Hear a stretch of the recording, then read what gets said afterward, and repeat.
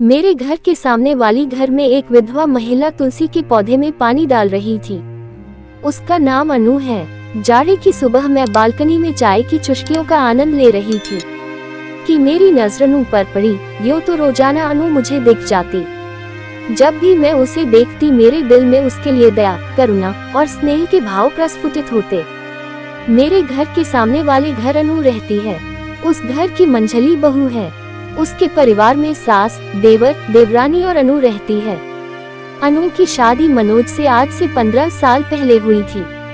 अनु संस्कारी और सुशील महिला है। वह अपने घर परिवार को बड़े सूझबूझ से चला रही थी।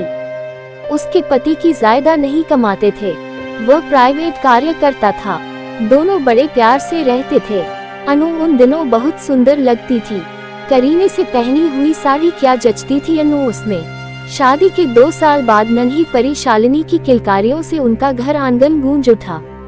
मनोज और अनु को तो लगा जीवन की सबसे अनमोल रत्न उनकी झोली में आ गिरा। शालिनी अपनी माँ जैसी बड़ी बड़ी आंखों वाली, चेहरे से खेलते घुंघराले बाल, गोरा चेहरा बहुत प्यारी लगती थी। वह लगभग 5 साल की रही होगी। एक दिन खेलने के दौरान सीढ़ियों से नीचे गिर गई। सर पे काफी चोट आई थी।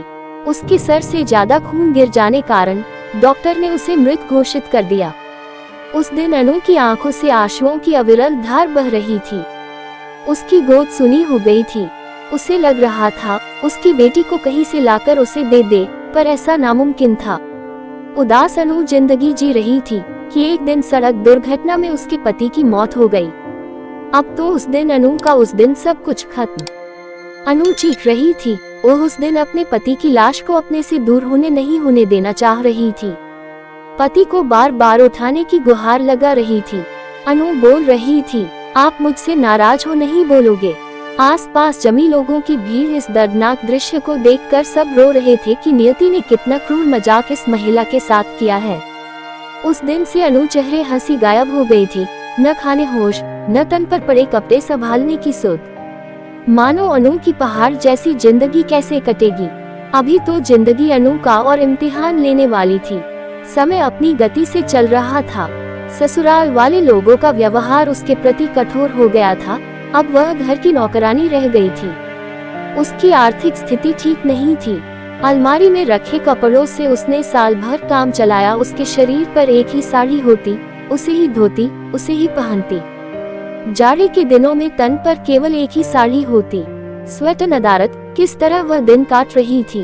क्या जाड़े की बर्फीली हवाएं उसके तन पर सुई जैसी नहीं चुभती होगी। पर वो अपना दर्द किससे कहे। एक दिन अनु ने देवर देवरानी से अपने लिए कपड़े लाने को कहा, तो जवाब में कहा गया कि पैसे क्या पेड़ पर उगते हैं, जब चाहो तोड़ लूं और दे दूं। हमारी खुद की जरूरतें तो पूरी होती नहीं, आपकी फरमाइशें कहाँ से पूरी करेंगे। पैसे चाहिए तो बाहर जाओ, 2 पैसे कमा कर लाओ। वह बहुत पढ़ी तो थी नहीं, तो उसने बगल के ब्यूटी पार्लर काम करना प्रारंभ कर दिया। वह सुबह घर के सारे काम खत्म कर अपने कार्य को चली जाती। वहां से लौटने के बाद घर के सारे काम करती। लगभग महीने भर की काम के बदले उसे छोटी सी धनराशि मिली।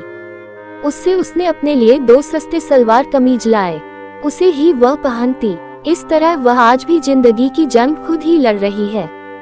मुझे आशा ही नहीं, पूर्ण विश्वास है कि वह अपनी जिंदगी की जंग में जरूर जीतेंगी। अक्सर हम लोग जिंदगी में आने वाली छोटी समस्याओं से घबरा जाते हैं, हौसला खो देते हैं। अनु समाज के सामने एक मिसाल है। इनसे हमें भी सीख लेनी चाहिए।